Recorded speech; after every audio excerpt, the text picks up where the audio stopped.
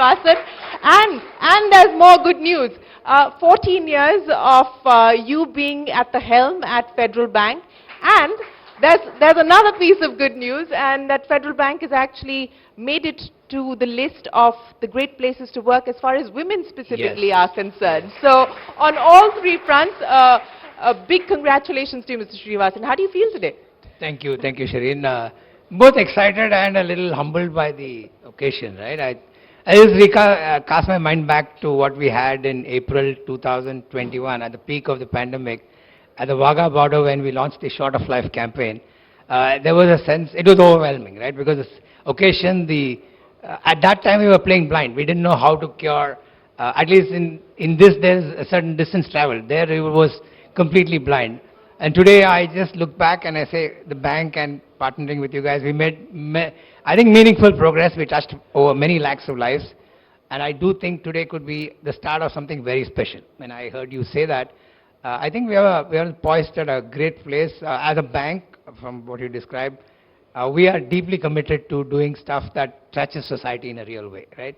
And I think the more recent developments of the stock doing well or these are just shot in the arm, but I would just set that aside. The most important thing is the last one that you mentioned. Our workforce, we have 43% of our workforce is women, right? And to be an organization that is, I think, the third year in running, a great place to work for women. And if you've seen that number that's come out, we are the only Indian born, brought up, raised in India organization in the top 10. The other 9 are organizations with great pedigree and from across the world. So I'm deeply excited that the bank's women power is at show. And coming to this topic, I think they bring a lot more empathy.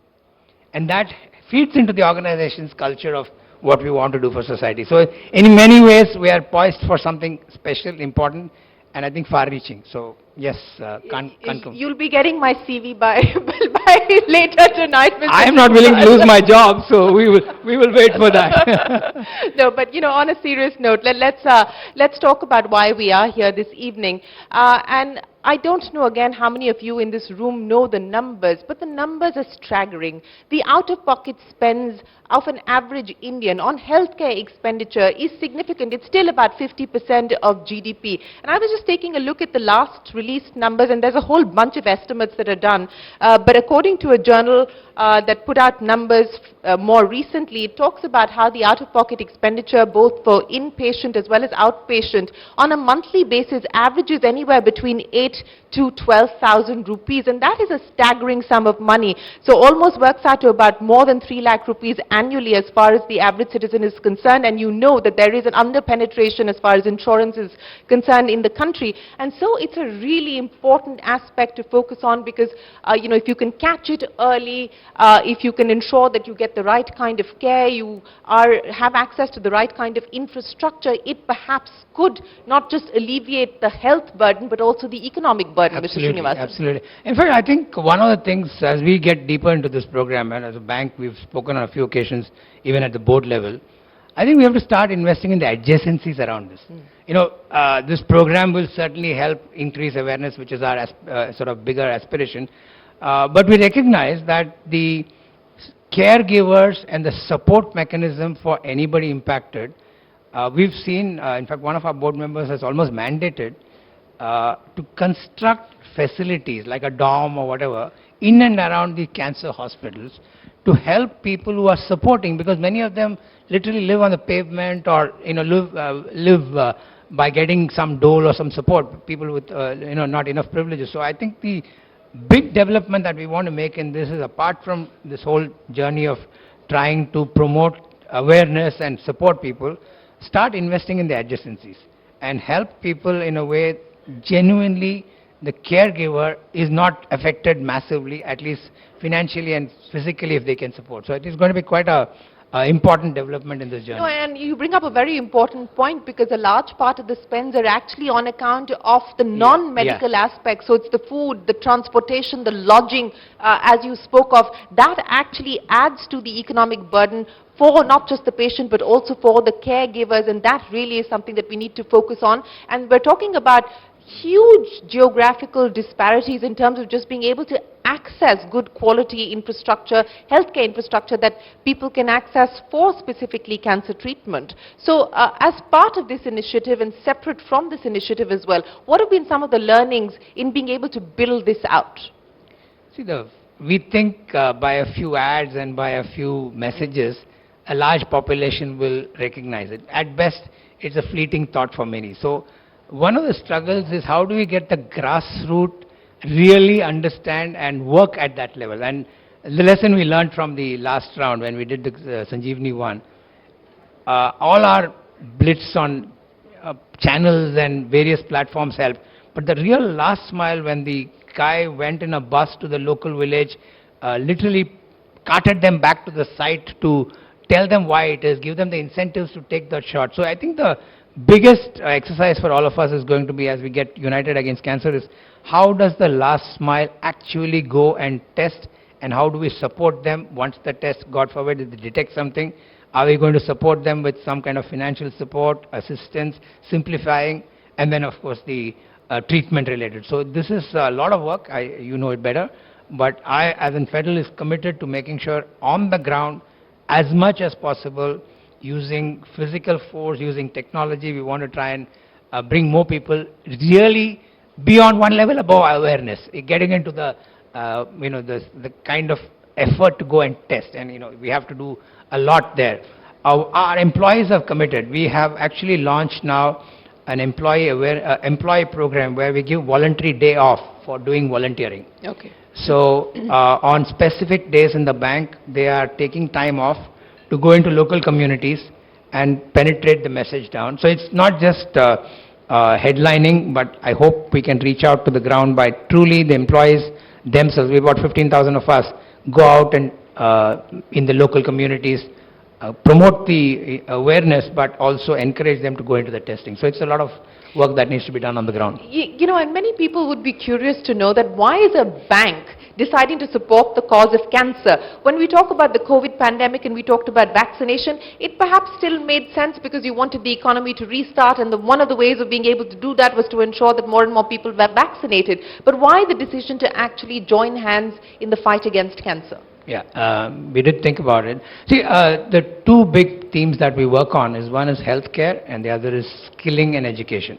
On both counts, we are setting aside meaningful sums as the CSR expense of the bank and time by employees. Why cancer? You reeled out the statistics. I don't have to say more. It's truly debilitating, and we've seen almost everybody has some instance of somebody, friend, family has suffered this, and it brings a tear. I mean, most recently at the workplace, one of my colleagues, and husband and wife both work in the bank, it was remarkable to see how the lady who was affected, the guy stood by her, they literally fighting it through, raising a family through that, and the story that they related to me, you have to be really hard-hearted not to think about it twice over and say we have to reach out and do something, because many are suffering like this. So as a bank, the thought process, if you're focusing on healthcare as a big theme, and if this is something that's so important to India and to lives, why don't we spend a meaningful sum? I think our ESG is not just fancy terminology. The ESG, and this is not just my time, the bank has been quite resolutely supporting social causes for long periods of time. You may be aware, IFC, the World Bank, their largest investment in any organization in the world, the largest single organization is in Federal Bank. Right? Most recently, they went up to, they technically can go up to 9%. And they don't do things lightly. They are in it because they believe in our ESG practices. We believe in it. So we are quite committed to it, and I'm not saying this just on a platform. This is what we've been doing. The employee hours we're putting in are not light statements I make. Including me, we spend time. We spend time, we encourage people to spend time, we're paying them to go and do this in local communities in every fashion. So I think this is something fits in nicely, and I have to compliment you guys for bringing it up as a theme, and thank you for both our partners as well. So this can be quite big, and we have to do it across many years. I don't think we are committed to doing it just for 6 months. Rahul and me and others, when we've spoken, we said we must look at this at a longer period, but we have to test the waters and see what impact we're making, but we must commit to doing this in a manner that is just beyond advertisement. It has to reach lives, turn lives favorably, and hopefully we'll see many more smiling faces and people fought it and come over.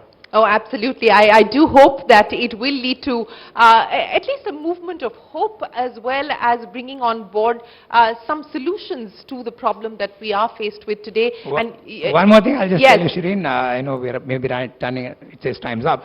But I'll just tell you, a thought that's occurring, and we are looking to create some, it sounds fancy, but some AI-based capability that is going to be under our CSR initiative, which will be maybe many months, years, I don't know, to help in simplifying detection on the ground in the remotest parts of the country. I don't know, it's a long, tall ambition, but we are committed to finding some solution around it and parking some money for that. And I'm sure like-minded individuals, institutions will co-work with us, but this is something that we are committed to doing.